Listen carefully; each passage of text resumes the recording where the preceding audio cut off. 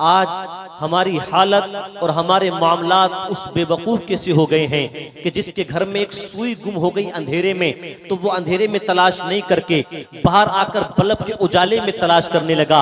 हजरात, अब बताइए, सुई गुम हुई थी अंदर अंधेरे में, लेकिन बाहर आकर तलाश करने लगा। उसका गुमान ये था कि रोशनी में सुई मिल जाएगी, लेकिन वो ये नहीं जानता था कि जिस जगह सुई गुम हुई है वो जगह तो अंदर रह गई है। बाहर चाहे जितनी भी रोशनी हो, लेकिन सुई अंदर है, यहाँ नहीं मिलने वाली है। यही हाल मेरा और आपका है। हम सुकून तलाश करते हैं सिनेमा घरों में, हम सुकून तलाश करते हैं क्लबों में, हम सुकून तलाश करते हैं पबों में, हम सुकून तलाश करते हैं नाच और गानों की महफिलों में, जबकि कुरान कहता है सुकून न तुझे सिनेमा घरों में मिलेगा, सुकून न तुझे पबों में मिलेगा, सुकून न तुझे बाजारों और मार्केटों और कॉलेजों की रानाइयों में मिलेगा। अगर सुकून तुझे मिलेगा तो परवरदिगार आलम की बारगाह में सर को झुकाने में मिलेगा, कुरान की तिलावत में मिलेगा। लेकिन अफसोस होता है उन जवानों को देखकर कि जब शादी के मौके पर, दीगर खुशियों के मौके पर जलसे को सजाया जाता है तो कितने जवान ऐसे होते हैं अपने दोस्त का साथ छोड़कर चले जाते हैं। नहीं, हम नहीं आएंगे तेरी शादी में इसलिए कि तूने जलसा सजाया है, तूने मौलवियों को बुलाया है। हमारी मर्जी का काम करता तो हम आ जाते, और जवान उनके बहकाए में आ जाते हैं। कितने जवान वो हैं जिन्होंने जलसा इसलिए नहीं सजाया कि दोस्त नाराज हो रहा था, कितने जवान वो हैं जिन्होंने जलसा इसलिए नहीं सजाया कि बहनों ही नाराज हो रहा था, कितने जवान वो हैं जिन्होंने जलसा इसलिए नहीं सजाया कि मेरा फूफा नाराज हो रहा था। मैं आपसे कहना चाहता हूँ, आप जिक्र मुस्तफा की महफिलों को सजाए। दोस्त नाराज होता है, होने दे। फूफा नाराज होता है, होने दे। बहनों ही नाराज होता है तो होने दे। सारी दुनिया भी नाराज हो जाए तो तेरा कुछ नहीं बिगाड़ सकती, लेकिन याद रखना, तेरा रब तुझसे नाराज हो गया तो फिर तेरी दुनिया और आखिरत दोनों बर्बाद हो जाएंगे। नारे तकबीर, नारे रिसालत, मसलके आला हजरत, फैजाने सरकारे मदीना, सुन्नते रसूल कॉन्फ्रेंस जिंदाबाद जिंदाबाद। मैं और आप उस दौर से गुजर रहे हैं जिस दौर में गुनाहों के लाइसेंस दिए जाते हैं, गुनाहों के लाइसेंस दिए जाते हैं। आप देखें, शराब पीना गुनाह है, कानून भी जुर्म है। हिंदुस्तान का कानून उसको जुर्म मानता है, लेकिन क्या हिंदुस्तान में शराब के लाइसेंस नहीं मिलते? जुआ खेलना जुर्म है कानून की नजर में भी, और जुआ खेलना अजरूए शराब गुनाह है, लेकिन जुआ खेलने की भी लाइसेंस बनवाए जाते हैं। और जुल्म की हद तो यह है कि अगर औरत लाइसेंस बनवा ले तो वो जिस्म फरोशी कर सकती है। मैं उन बहाया लोगों से बात करता हूं जो अपने आप को इज्जतदार कहलाते हैं, जो अपने आप को इज्जतदार कहलाते हैं, अपने इज्जतदार होने के दावा करते हैं। मैं उनसे पूछना चाहता हूं, तेरे घर के सामने आकर अगर कोई रक्कासा डांस करने लगे, रक्स करने लगे, तो आप कहोगे नहीं मैं इज्जतदार हूं। गांव वाले कहेंगे फला इज्जतदार के दरवाजे पर बेहयाई का नंगा नाच नाचा जा रहा है, अब वो कम से कम दरवाजा अपना बंद कर लेगा। लेकिन वही इज्जतदार जो अपने आप को इज्जतदार कहलाता है, अपने दरवाजे के सामने खड़े होकर किसी को नाचने ना दे।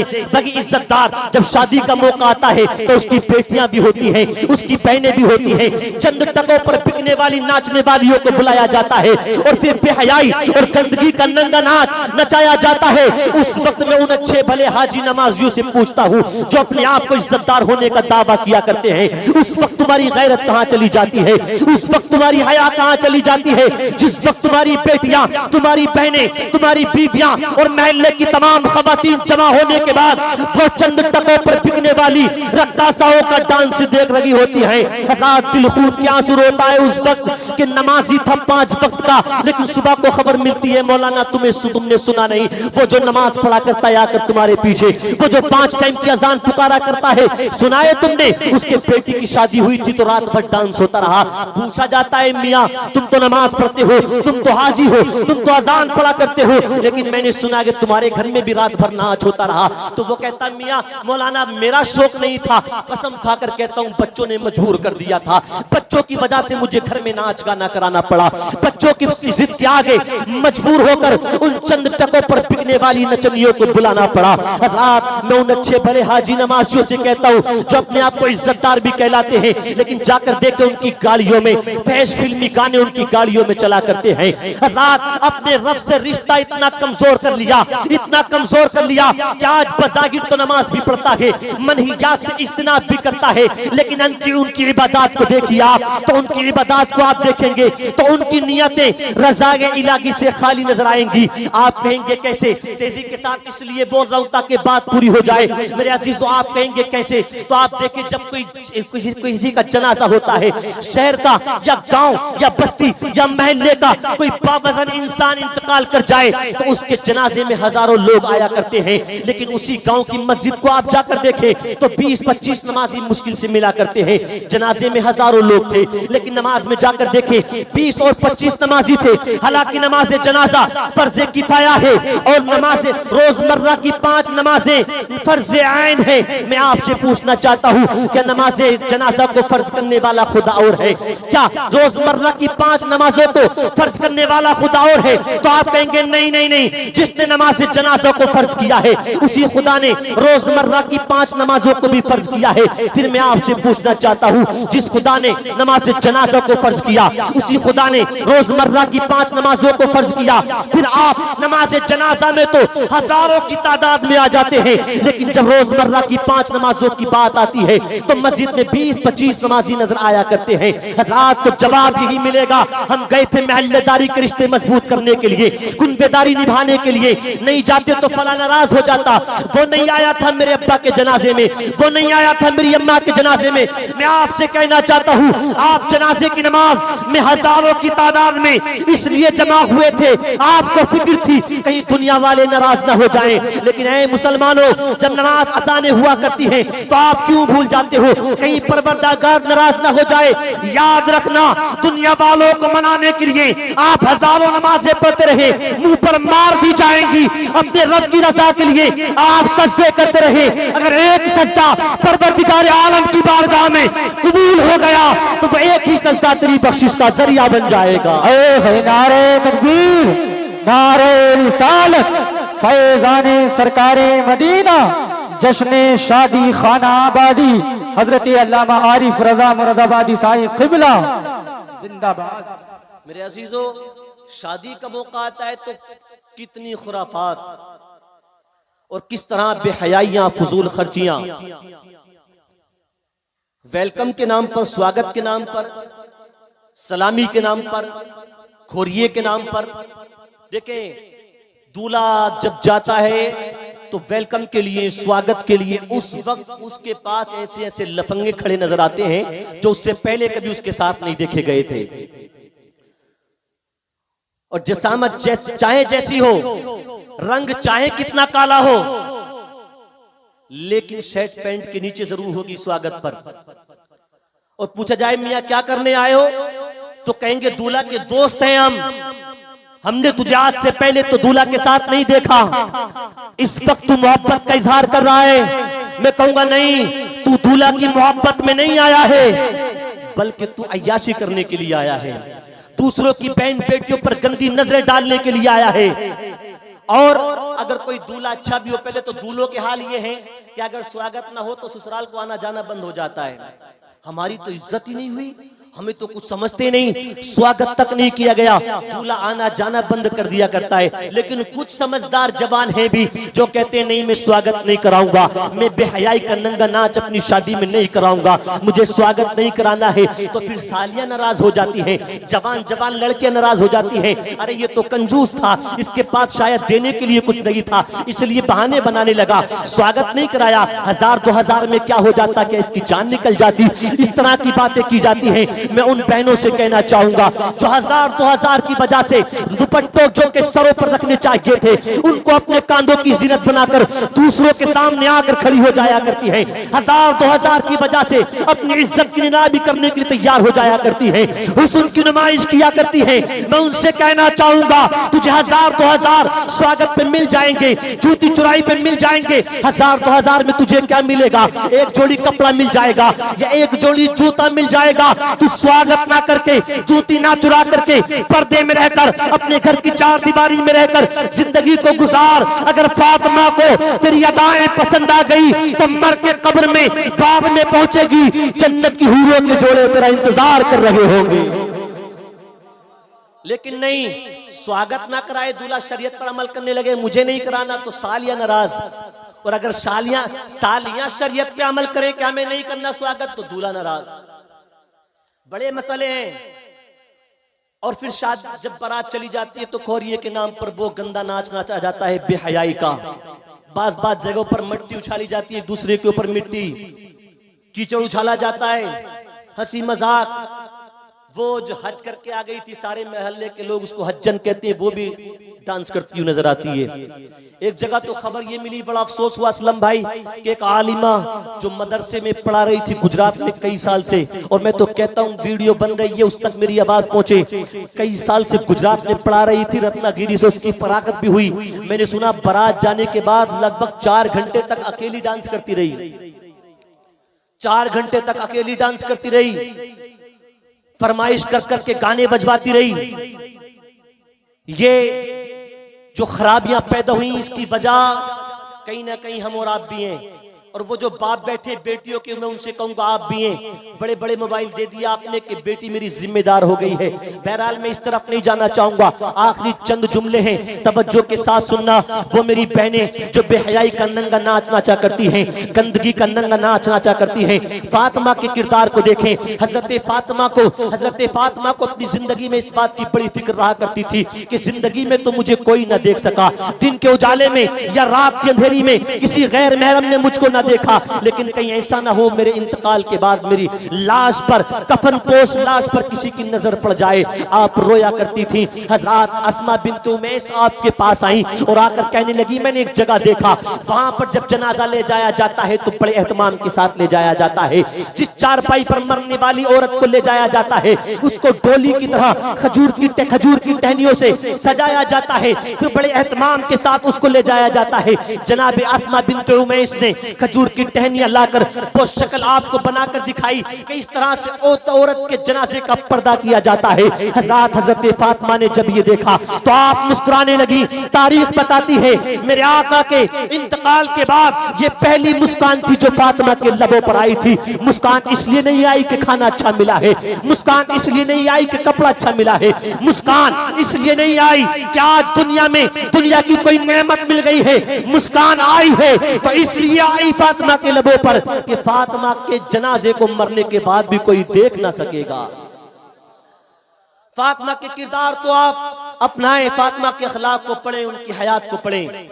जहां तक मेरी आवाज पहुंच रही है अपनी बहनों से गुजारिश करना चाहूंगा कि फातिमा के किरदार को पढ़ें आप। और जो बैठे अपनी बहनों को बताना, जाकर अपनी बेटियों को बताना, अपनी बीवियों को समझाना कि फातिमा की जिंदगी कैसी थी। हजरत फातिमा एक रोज अपने घर के अंदर बैठी हुई थी, आपके शोहर हजरत अली तशरीफ ले आए। जरा जोर से कहीं सुभान अल्लाह।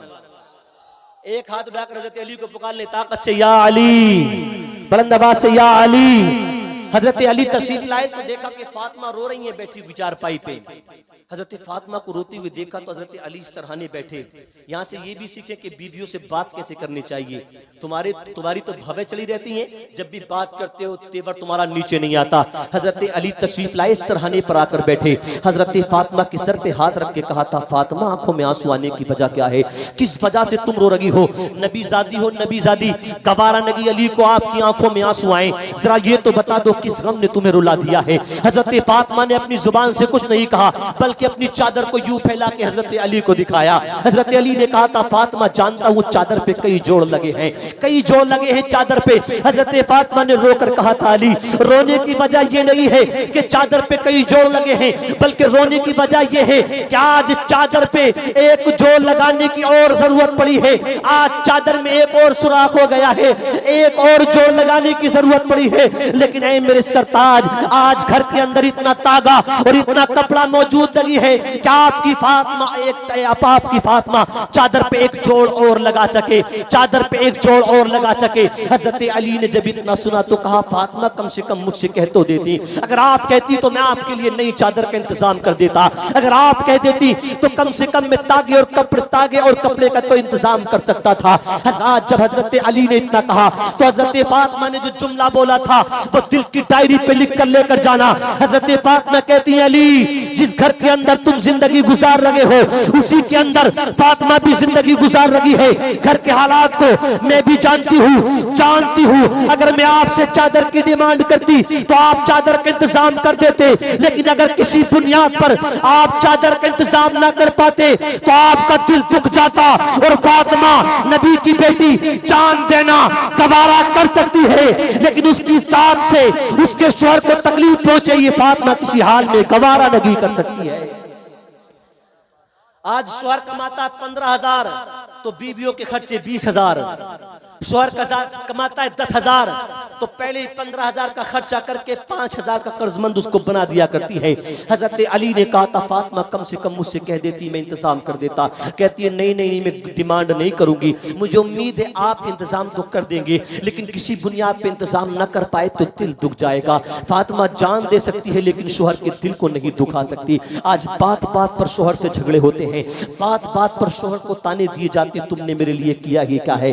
हजरत फातिमा से हजरत अली ने कहा, फातिमा चलो, मैंने अभी तुम्हारे बाबा को देखा, वो लोगों को कपड़ा तकसीम कर रहे थे, जो बांट रहे थे, लोगों को कुछ पैसे बांट रहे थे। चलते तुम्हारे बाबा की बारगाह में, हो सकता है तुम्हारे लिए कोई चादर मिल जाए। हजरत फातिमा ने कहा था, नहीं अली मैं नहीं जाऊंगी, मुझे डर है कहीं ऐसा ना हो बरोज़े हशर अल्लाह की नाशुक्री बंदियों में मुझे शुमार कर दिया जाए, मैं नहीं जाऊंगी, तुम्हें जाना कि तुम चले जाओ। हजरत अली ने कहा था, ठीक है मैं चला जाता हूँ। हजरत अली जा रहे थे और फातिमा रोकर क्या कह रही थी, एक शेर पढ़ के बताता हूँ, पूरा मजमा दोनों हाथ उठाकर कहे या रसूल अल्लाह। हाँ, कुछ लोग हैं जिनके हाथ नहीं उठा रहे, उलमा को दिखाने के लिए नहीं, इस नियत के साथ कि हसनैन के नाना हमें देख रहे हैं, दोनों हाथ उठाकर या रसूल अल्लाह।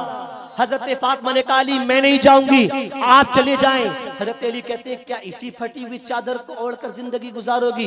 तो फातिमा ने रोकर कहा था, अश्कों को भी पी लेंगे, होठों को भी सी लेंगे, अश्कों को भी पी लेंगे, होठों को भी सी लेंगे, गर तेरी रजा होगी हर हाल में जी लेंगे, गर तेरी रजा होगी हर हाल में जी लेंगे। अब तवज्जो के साथ सुने, मेरी तरफ तवज्जो है, मुस्कुरा कर एक मर्तबा या अली। हजरत अली कहते हैं, फातिमा तुम नहीं जाती तो मैं जाता हूँ आका की बारगाह में। गए हजरत अली तो मेरे आका लोगों से बातें कर रहे थे, दो जानू होकर मेरे आका की बारगाह में यूं बैठ गए। आका बातें करते रहे, जब मेरे आका की गुफ्तगू इख्तिताम तक पहुंची तो मेरे आका ने हजरत अली को देखा, कहा अली बताओ किस काम से आए हो। हजरत अली आका के हुस्न के समंदर में ऐसे गोतासन कि अपनी जरूरत को बयान करना भूल जाते हैं, यूं टिकटिकी बांध कर मेरे आका को देख रहे थे। आका ने फरमाया, अली बताओ ना किस काम से आए थे। हजरत अली अपनी जरूरत को भूल गए। मेरे आका के हुस्न के समंदर में ऐसे गोताजन है, वो हुस्न जिसके बारे में मेरे इमाम ने कहा वो कमाल हुस्न हुजूर है कि गुमाने नक्श जहां नहीं, यही फूल खार से दूर है, यही शम्मागे के धुआं नहीं। मेरे आका फरमाते, अली बताओ किस काम से आए थे। हजरत अली ने कहा, आका बस ही चलाया था। आका फरमाते, अली बता किस काम से आया था। हजरत अली कहते हैं, आका बस ही चलाया था। तीसरी मर्तबा में मेरे आका ने फरमाया, अली बताता है किस काम से आया है, या आमना कलाल खुद बता दे तो किस काम से आया है। जब मेरे आका ने इतना कहा तो हजरत अली कहने लगे, हाँ या रसूलल्लाह याद आया, वो आपकी बेटी है ना फातिमा, उसकी चादर बड़ी बोसीदा हो गई है आका, मैं आपकी बारगाह में एक चादर लेने के लिए आया हूँ, एक चादर लेने के लिए। तो मेरे आका ने उन कपड़ों की तरफ इशारा करके, जो कपड़े रखे थे उनकी तरफ इशारा करके कहा, अली ये जो कपड़े बैठ रखे हैं तुम्हें ये लगता है कि ये मेरे घर वालों के लिए रहे? नहीं, ये मेरे घर वालों के लिए नहीं है, बल्कि ये उन यतीमों के लिए है जिनके वालिद ओहद और बदर में शहीद हो गए, ये उनके लिए है, मेरे घर वालों के लिए इनमें से कुछ हिस्सा नहीं है। हजरत अली जब पलट कर जाने लगे तो मेरे आका ने फरमाया, अली आया है तो कुछ लेता जा। जरा जोर से कहें सुभान अल्लाह। अली आया है तो कुछ लेता जा। मेरे आका का दरबार तो ऐसा है, वहां से अपने तो अपने गैर भी खाली हाथ नहीं आया करते। एक शायर ने कहा था, मोहम्मद मुस्तफा सा कोई दाता हो नहीं सकता, कोई खाली उनके दर से आए ऐसा हो नहीं सकता।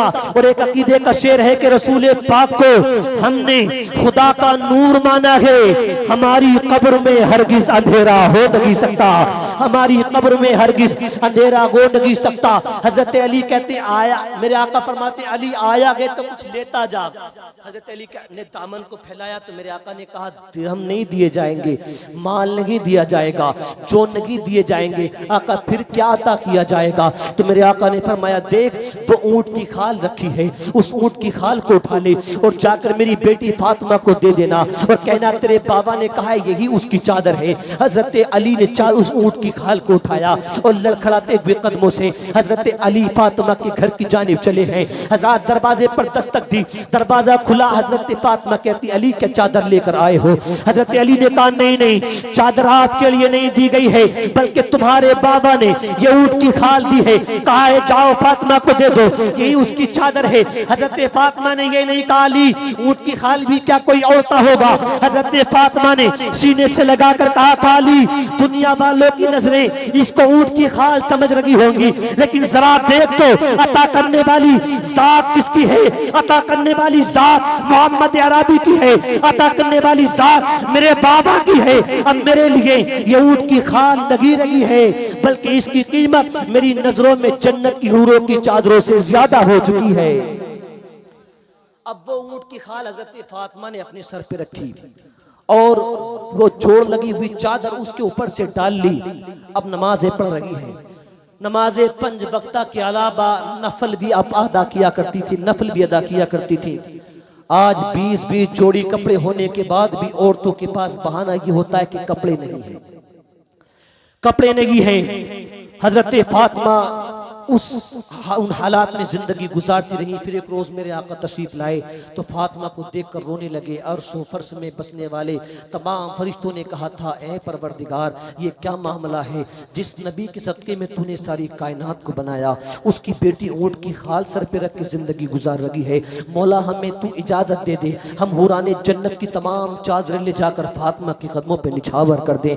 तो रब ने फरमाया, तुम फातिमा के सर पे रखी हुई ऊंट की खाल को देख रहे हो और मैं अपने महबूब की बेटी की सब्र की अदाओं को देख रहा हूँ। मैं अपने महबूब की बेटी की सब्र की अदाओं को देख रहा हूँ। मैं अपनी बहनों से कहना चाहूंगा, तुम इन नचनियों के लिए, इन नचनियों को देखकर जिंदगी गुजारने के लिए नहीं आई, मुंबई की आवारा रक्कासाओं को देखकर जिंदगी गुजारने के लिए नहीं आई, बल्कि तुम फातिमा को देखकर जिंदगी गुजारने के लिए आई हो। अगर किसी की अदाओं को अपनाना है तो फातिमा की अदाओं को अपनाओ, किसी के लिबास को अपनाना है तो फातिमा के लिबास को अपनाओ, अगर किसी के हेयर स्टाइल को अपनाना है तो फातिमा के लिबास को अपनाओ। आज जो सीरियलों में देखकर, अखबारात में देखकर, मोबाइलों में देखकर हेयर स्टाइल तुमने बना लिया दूसरों के जैसा, तुम्हारे लिबास दूसरों के जैसे हो गए। अगर जिंदगी गुजारनी है तो फातिमा के तरीके पर गुजारो, दुनिया भी कामयाब और आखिरत भी कामयाब हो जाएगी।